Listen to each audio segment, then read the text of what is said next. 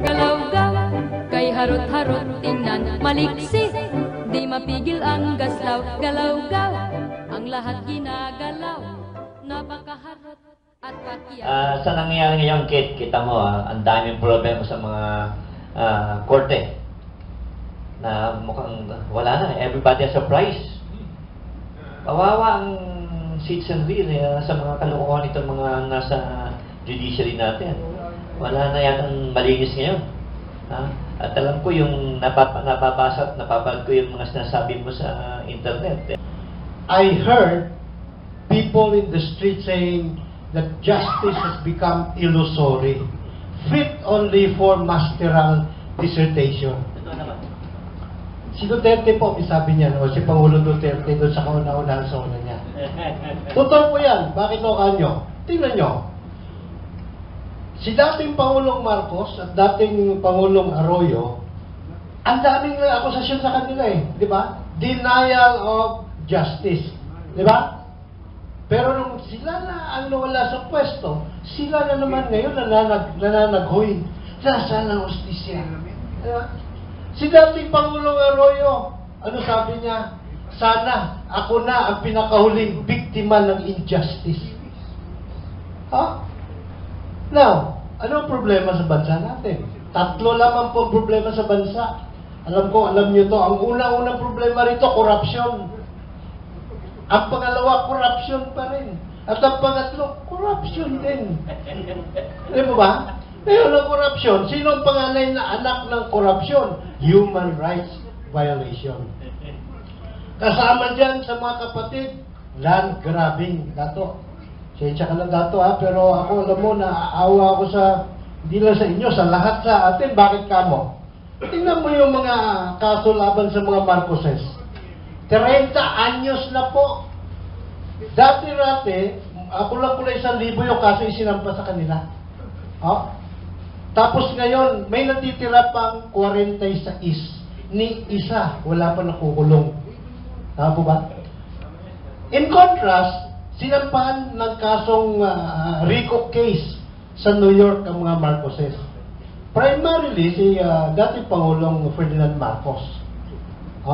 Dahil, di umano, meron mahigit $200 milyon ang galing sa kurakot, dinala sa Amerika, pinabili ng mga building, mga artworks, jewelries. Bawal yan sa Amerika. Pag galing sa kurakot na pera, bawal mong ipambili ng anumang bagay sa Amerika. So sinampan ng kaso. Bago lumabas yung indictment, namatay. The day before, namatay si FM. So humarap si Imelda. Right? Alam niyo ba kung gaano katagal ang kaso tumakbo? So, paglilitis? Wala pa 3 buwan. Ang jury deliberation umabot ng 9 na araw. Kasi ang unang butuhan, 9 ang for acquittal, may 3 na holdover. O not guilty. So kailangan nilang magbangayan, balitaktakan, mag-deliberate ng jurors hanggang sa nagkaroon sila ng unanimous decision na not guilty. Bakit not guilty? Kasi katuwiran ng mga juror, kung itong perang ito ay galing sa nakaw, ang nagnakaw, hindi yung asawa. Kasi hindi naman siya presidente. Kawawa naman ito, makukulong mahigit 200 taon. Teka muna, wag natin palabakin yun sa Marcos. Because I know what's really going on. What happened? Okay? Si Imelda na-quit, merong plea bargain yun. Okay? Kaya, that was the reason, inuwi yan pa ng Amerikano rito, despite na presidente si Cory. I was part and parcel of that plan na nakinabang si Kokoy. Okay? Kaya yung issue na yan, masisira yung jury system mo, pag pinilit mo yan, dahil baka ma-expose ko pa rito. Okay? Anywhere in the world, meron selective justice. Okay? Kaya yung, yung jury system, good lang yan sa mga masa.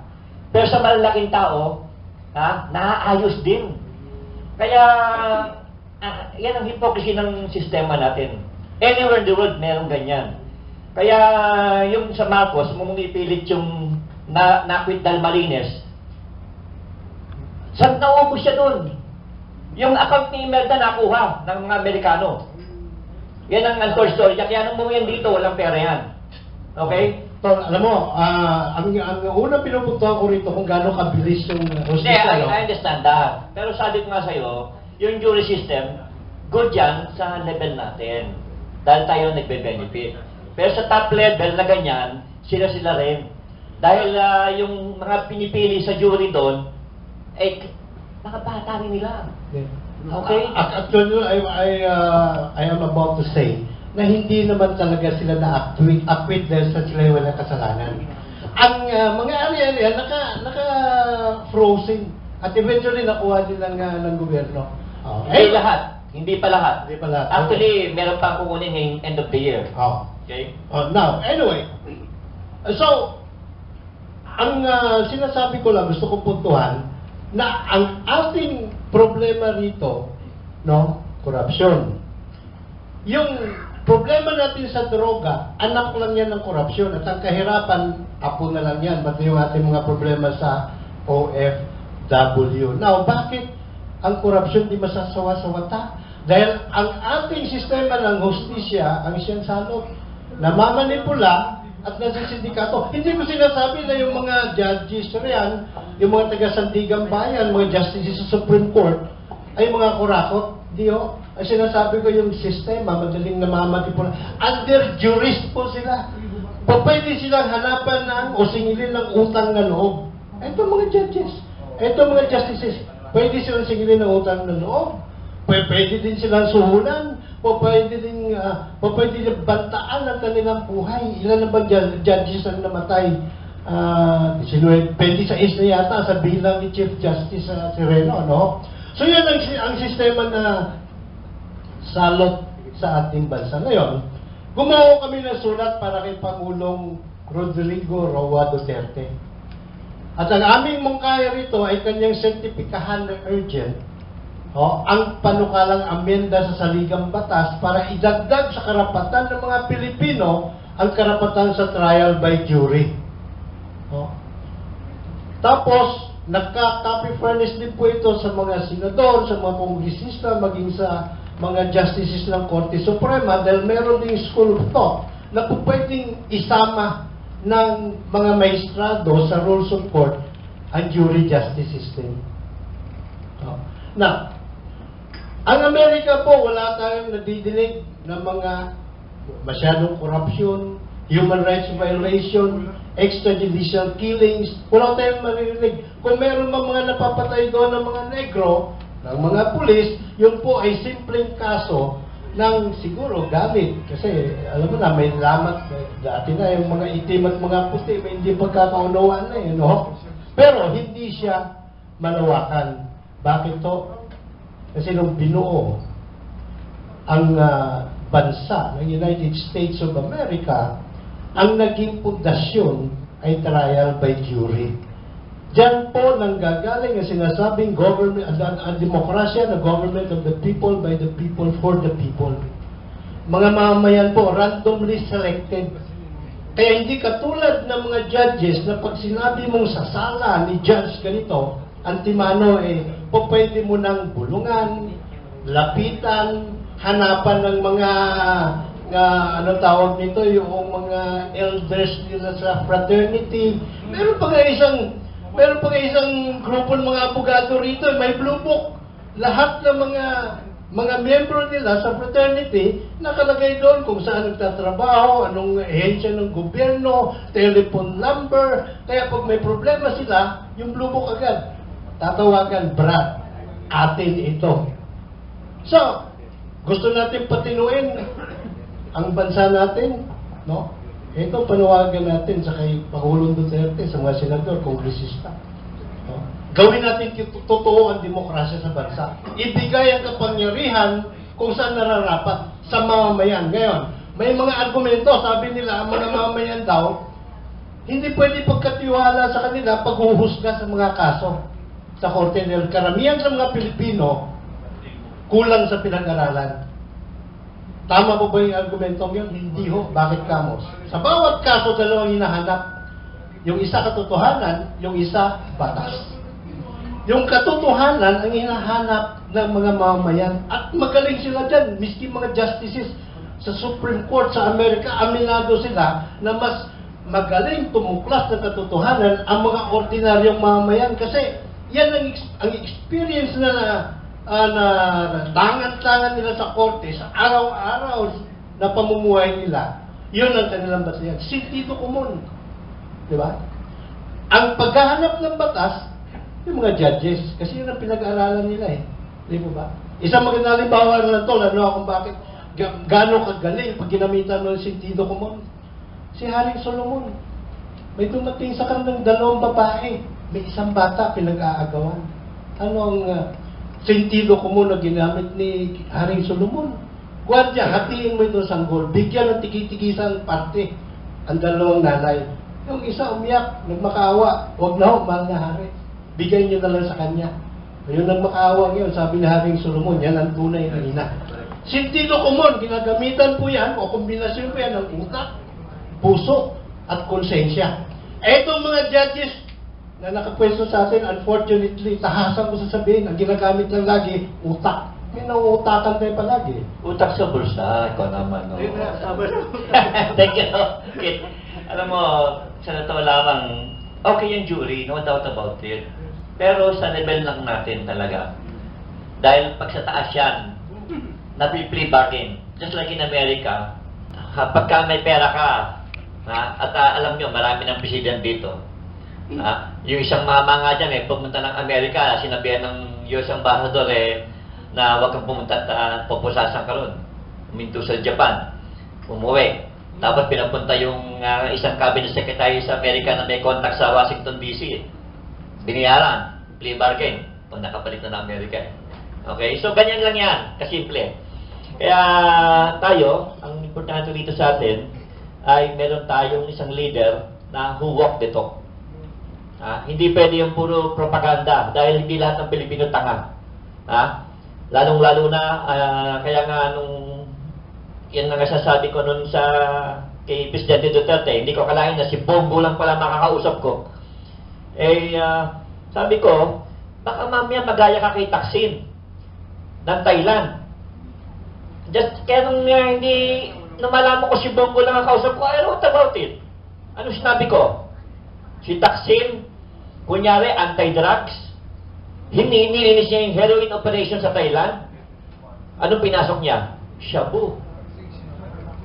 Kaya anong ginawa ng hari?